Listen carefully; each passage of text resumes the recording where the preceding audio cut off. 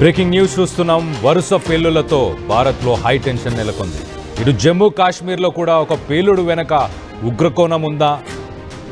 నౌగామా పిఎస్ను పేల్చేశామంటూ జైషే మొహమ్మద్కి అనుబంధ సంస్థ పిఏఎఫ్ఎఫ్ ప్రకటించింది. ఉగ్రదాడి కోణంలోనే ప్రస్తుతానికైతే దర్యాప్తు చేపట్టారు భద్రతా దళాలు. నిన్న రాత్రి 11:23 నౌగామా పోలీస్ స్టేషన్లో భారీ పేలుడు సంభవించింది. 9 మంది స్పాట్లోనే చనిపోయారు. 30 మందికి పైగా తీవ్ర గాయాలయ్యాయంటే అర్థం చేసుకోవచ్చు. 300 మీటర్ల దూరంలో ఎగిరిపడ్డాయి శరీర భాగాలంటే అర్థం చేసుకోవచ్చు ఎంత భారీ విస్ఫోటం అనేది. మొదట శాంపిల్స్ తీస్తుండగా ప్రమాదం జరిగిందనుకున్నారు పోలీసులు. ఇటు పిఏఎఫ్ఎఫ్ పీపుల్స్ యాంటీ ఫ్యాసిస్ట్ ఫ్రంట్, ఇది జైష్ ఈ మహమ్మద్కి సంబంధించిన ఒక సబ్సిడరీ గ్రూప్ అని చెప్పుకోవచ్చు. లష్కర్ ఈ తోయిబా అలాగే జైష్ ఈ మహమ్మద్ ఇలాంటి గ్రూప్స్ డిఫరెంట్ నేమ్స్తోని ఇప్పుడు ఇలాంటి కార్యకలాపాలకి పాల్పడుతున్నాయి. ఢిల్లీలోని ఎర్రకోట వద్ద ఇలాగే బ్లాస్టింగ్ చేశారు ఉగ్రవాదులు. ఇటు హైదరాబాద్ అలాగే పుల్వామాలో కూడా ఉగ్రమూలాలు బయటపడ్డాయి. మన హైదరాబాద్లోని రాజేంద్ర నగర్లో ఒక టెర్రరిస్ట్, అతన్ని గుజరాత్లో అరెస్ట్ చేయడం మనం అందరం చూసాం.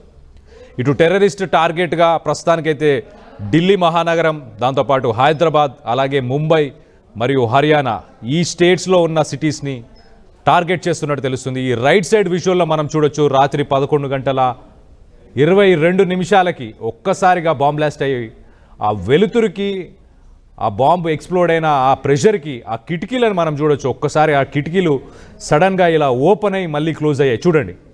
రైట్, 300 మీటర్లు దాదాపు ఒక 15 కిలోమీటర్లకు పైగా కూడా ఆ సౌండ్ కూడా వినిపించిందని చెప్పేసి చాలామంది స్థానికులు చెప్పుకొచ్చారు. మరి దీంట్లో ఉగ్రకోణం ఉందా? ఆల్రెడీ సీజ్ చేసి ఉన్న ammonium nitrate, Delhi red fort దగ్గర ఏదైతే బాంబ్ బ్లాస్ట్ అయిందో ఆ బాంబ్ బ్లాస్ట్లో యూజ్ చేసిన అమోనియం నైట్రేటే ఇక్కడ కూడా. దాన్ని శాంపిల్స్ తీసుకునే ప్రయత్నం అఫీషియల్స్ చేస్తున్న సమయంలో ఇది జరిగిందంటున్నారు. కానీ జైష్ ఈ మహమ్మద్కి సంబంధించిన ఒక టెర్రరిస్ట్ గ్రూప్ మాత్రం మేమే చేసామని వాళ్ళు చెప్పుకొస్తున్నారు. ఒక్కసారి ఆ విజువల్స్ చూసే ప్రయత్నం చేద్దాం.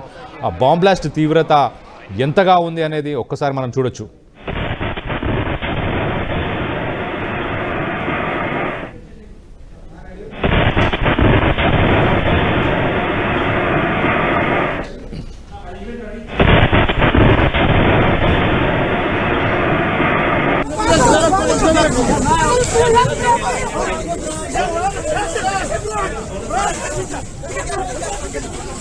దీనికి సంబంధించి మరిన్ని వివరాలు మా ప్రతినిధి నవీన్ ఉన్నారు. నవీన్తో మాట్లాడి తెలుసుకునే ప్రయత్నం చేద్దాం. నవీన్, చెప్పండి, అసలు ఇది ఒక శాంపుల్స్ తీసుకునే సమయంలో జరిగిందా? ఇటు జైష్ ఈ మొహమ్మద్కి సంబంధించిన ఒక టెర్రరిస్ట్ సంస్థ పిఏఎఫ్ఎఫ్, ఆ సంస్థ వాళ్ళు మేమే చేశామని చెప్పేసి వాళ్ళైతే వెల్లడిస్తున్నారు. సో మొత్తం మీద ఈ సంఘటనలో ఎంతమంది చనిపోయారు, ఎంతమందికి ఇప్పుడు గాయాలయ్యాయి?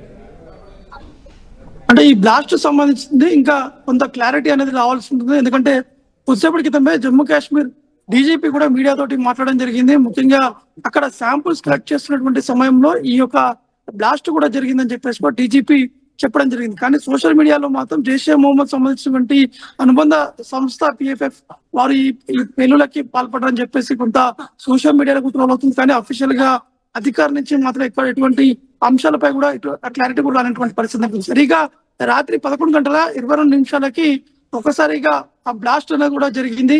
ఇది నౌగాం పోలీస్ స్టేషన్ ఆ పార్కింగ్ ఏదైతే ఉందో ఆ పార్క్ చేసినటువంటి వాహనాల దగ్గర ఈ పెద్ద ఎత్తున ఈ అమోనియం నైట్రేట్ కూడా పెట్టారు. అక్కడ ఢిల్లీతో పాటు ఫరీదాబాద్ లో స్వాధీనం చేసుకున్నటువంటి ఈ అమోనియం నైట్రేట్ ఇది తీసుకెళ్లి నేరుగా ఆ నౌగాం పోలీస్ స్టేషన్ కు పెట్టడం జరిగింది. నౌగాం పోలీస్ స్టేషన్ మొదటిగా ఈ ఎఫ్ఐఆర్ కూడా నమోదు చేయడం జరిగింది. ఎందుకంటే ఈ జైషే మొహమ్మద్ సంబంధించినటువంటి టెర్రరిస్టుల తోటి లింకులు ఉన్నటువంటి కొంతమంది ఉన్నారని చెప్పేసి మొదటిగా ఆ పోలీస్ స్టేషన్ లోనే ఎఫ్ఐఆర్ నమోదైంది. కాబట్టి ఆ పోలీస్ స్టేషన్ నుంచి కూడా ఈ యొక్క దర్యాప్తు అనేది కొనసాగుతుంది. ఈ దర్యాప్తులో భాగంగానే ఈ అమోనియం నైట్రేట్ కూడా పోలీసులు, ఢిల్లీ పోలీసులతో పాటు ఇటు జమ్మూ కాశ్మీర్ సంబంధించిన పోలీసులు జాయింట్ ఆపరేషన్ లో 360 కిలోల అమోనియం నైట్రేట్ కూడా స్వాధీనం చేసుకొని ఇన్వెస్టిగేషన్ కోసం ఇటు నౌగాం పోలీస్ స్టేషన్ కూడా తీసుకెళ్లడం జరిగింది. దాదాపు 2 రోజుల నుంచి ఈ యొక్క ఇన్వెస్టిగేషన్ అనేది కొనసాగుతూనే ఉంది.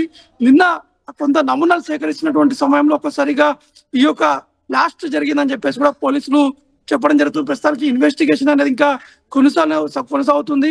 అంటే అనేక అనుమానాలు కూడా వ్యక్తం అవుతున్నటువంటి పరిస్థితి ఉంది. అంటే పోలీసులు దీన్ని 2 రకాల దర్యాప్తులు చేపడుతున్నారు. ఈ ట్రిగర్ జరిగిందా లేకపోతే ఎవరైనా ట్రిగర్ చేశారనే విధంగా దర్యాప్తు అనేది ఇంకా కొనసాగుతుంది. కాబట్టి ఇంకా పూర్తి స్థాయిలో సమాచారం కూడా రావాల్సి ఉంటుంది. ఎందుకంటే ఈ అమోనియం నైట్రేట్ అనేది ఆ బ్లాస్ట్ కి సంబంధించిన తీవ్రత చూస్తే ఖచ్చితంగా ఇది ఎవరో ట్రిగర్ చేసేటువంటి విధంగానే ఉందని చెప్పేసి కొంతమంది నిపుణులు కూడా చెప్తున్నారు. కానీ అఫీషియల్ గా పోలీసులు మాత్రం ఎటువంటి అంశాలు కూడా వెల్లడించట్లేదు. ఎందుకంటే పూర్తి స్థాయిలో ఇన్వెస్టిగేషన్ అనేది కొనసాగుతుంది. కాబట్టి ఎవరికి ఎటువంటి సమాచారం ఇవ్వమని చెప్పేసి కూడా జమ్మూ కాశ్మీర్ డీజీపీ కూడా చెప్పడం జరుగుతుంది. ప్రాథమికంగా మాత్రం ఇది మిస్ఫైర్ అయింది అని చెప్పేసి కూడా జమ్మూ పోలీసు కూడా చెప్పడం జరుగుతుంది. Right Naveen, thanks for the latest update. మొత్తం మీద ఇటు ఉగ్రవాదులు చేసినా కానీ లేకపోతే ఒక శాంపుల్స్ తీసుకునే సమయంలో జరిగినా కానీ మొత్తానికైతే దీంట్లో ప్రాణ నష్టం జరిగింది. కొంతమంది సివిలియన్స్ కూడా చనిపోయినట్టు తెలుస్తుంది. సో దీనికి సంబంధించి మరిన్ని విజువల్స్ ఒకసారి చూసే ప్రయత్నం చేద్దాం.